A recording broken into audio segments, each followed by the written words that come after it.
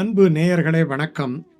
சித்திரை மாதத்தினுடைய பெரும் சிறப்புகளில் ஒன்று அக்னி நட்சத்திரம். இந்த அக்னி நட்சத்திரம் கத்தரி வெயில் இப்படியெல்லாம் சொல்லக்கூடிய ஒரு 21 நாட்கள்.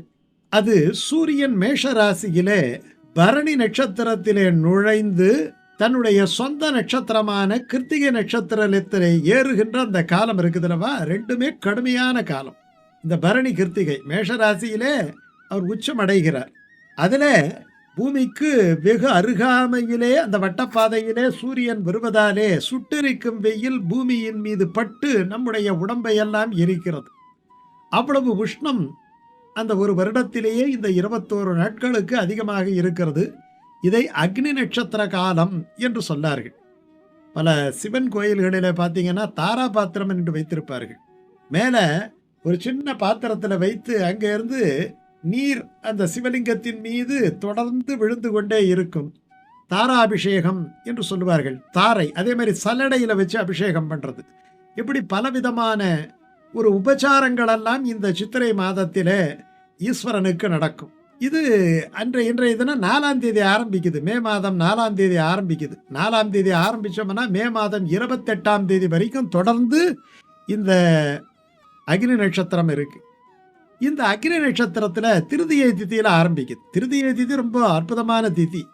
அன்னைக்கு அனுஷம் பின்னாடி கேட்ட வந்துடுது. இந்த அக்னி நட்சத்திரத்திற காலத்தில் என்ன செய்யலாம் என்ன செய்யக்கூடாது, பொதுவாகவே ரொம்ப பேர் என்ன பண்ணுறாங்கன்னா அன்னைக்கு எந்த சுபகாரியமும் செய்யக்கூடாது அப்படிங்கிறாங்க. அப்படியெல்லாம் கிடையாது. அன்றைக்கு ஏற்கனவே நம்ம நிச்சயப்படுத்தி வைத்திருந்த திருமணங்களை செய்யலாம். இது ஏன் சொன்னாங்கிறது பார்க்கணும். ஒன்றும் தோஷமான காலம் என்பதற்காக சொல்லவில்லை. இது சொன்னதற்கு எத்தனையோ காரணங்களில் உண்டு. இது வெயில் அதிகமான காலம். ரொம்ப பரிசிரமப்பட்டு வெயிலிலே நின்று செய்ய வேண்டிய சில வேலைகள், விவசாய வேலைகள், இந்த குளம் வெட்டுதல், இந்த மரம் நடுதல் போன்ற வெயிலிலே செய்ய வேண்டிய வேலைகளை எல்லாம் வெயில் மிக கடுமையாக இருக்கக்கூடிய இந்த நாளிலே தவிர்க்க வேண்டும் என்பதற்காகத்தான் சொன்னார்கள். நீங்கள் சாதாரணமான நிகழ்ச்சி, ஏற்கனவே நிச்சயம் செய்த நிகழ்ச்சி, இவற்றையெல்லாம் செய்வதிலே ஒன்றும் தவறில்லை. புதிதாக கடைக்கால் வெட்டுவது, புதிதாக வீடு கட்டுவதற்காக மார்க் பண்ணுவது, புதிதாக கிணறு வெட்டுவது, புதிதாக ஏதாவது குளம் வெட்டுவது, இப்படி உள்ள சில செயல்களை தவிர்ப்பது நல்லது. அதே மாதிரி போர் போடுவது. காரணம் என்னென்னா இந்த வெயில் காலத்தில் சாதாரணமான நிலையை விட ரொம்ப அடியில் தண்ணி போயிருந்திருக்கும். அவ்வளோ உஷ்ணம் உள்ளே இருக்கும். இதையெல்லாம் அனுசரித்துத்தான் ஒரு 21 நாட்கள் இதனை தள்ளி வைக்க வேண்டும் என்று செய்து சொன்னார்கள். இந்த காலத்தில் என்ன பண்ணணும் அப்படின்னு சொன்னால் தானங்களை பண்ண வேண்டும். என்ன தானம் பண்ண வேண்டும்?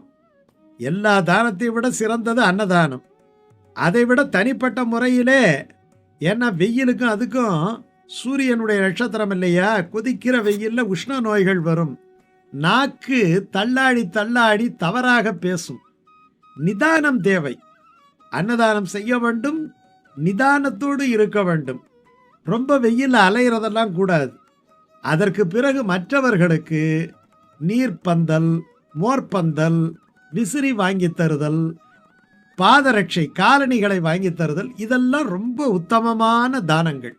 அப்படி சாஸ்திரத்திலேயே சொல்லப்பட்டிருக்கு என்னென்னலாம் தானம் பண்ணணும் அப்படின்னுட்டு. என்ன தானங்கள்? குளிர்ச்சியாக, அதாவது திங்களூர்னுட்டு ஒரு ஊர். அந்த திங்களூருங்கிறது திருவையாறுக்கு பக்கத்தில் இருக்கு. இந்த சந்திரனுக்கு சொல்லப்பட்ட ஊர் இந்த திங்களூர். இந்த திங்களூரில் ரொம்ப விவசாய நிலங்கள் இருக்கக்கூடிய அற்புதமான ஊர். அங்கே இருக்கக்கூடிய அந்த ஈஸ்வரன் பரமசக்தி வாய்ந்தவர். அந்த இடத்துல தான் அப்பூதியடிகள் என்னட்டு ஒரு நாயன்மார் இருந்தார். அவர் நாயன்மார் ஆபரத்துக்கு முன்னாடியே, அவர் நாயன்மார் ஆபரத்துக்கு என்ன காரணம் தெரியுமா? எம்பெருமான் மீது கொண்ட பக்தியை விட எம்பெருமான் மீது பக்தி கொண்ட திருநாவுக்கரசர் அப்பர் மீது அவர் அபாரமான பக்தி கொண்டிருந்தார். அதுதான் அவருக்கு நாயன்மார் என்கிற ஒரு ஏற்றத்தை தந்தது. அந்த திங்களூரிலே அவர் இந்த தானங்களை எல்லாம் செய்தார். இந்த கோடை காலத்திலே செய்ய வேண்டிய நீர்ப்பந்தல் தானம், மோர்பந்தல் தானம், இவைகளை எல்லாம் திருநாவுக்கரசனுடைய பெயராலே செய்து கொண்டிருந்தார். அப்போ திருநாவுக்கரசே வர்றார். நீ உன்னுடைய பேரை வச்சிருக்கலாம், இல்லாட்டி எம்பெருமானுடைய பேரை வச்சிருக்கலாம், யாரோ ஒருத்தவர் பேரை வச்சிருக்கிறேனே, இவருக்கு கடுமையான கோபம் வந்துடுது. அது எப்படி திருநாவுக்கரசரை யாரோ ஒருத்தர்னு நீங்கள் சொல்லலாம்? திருநாவுக்கரசருடைய பெருமை தெரியுமா?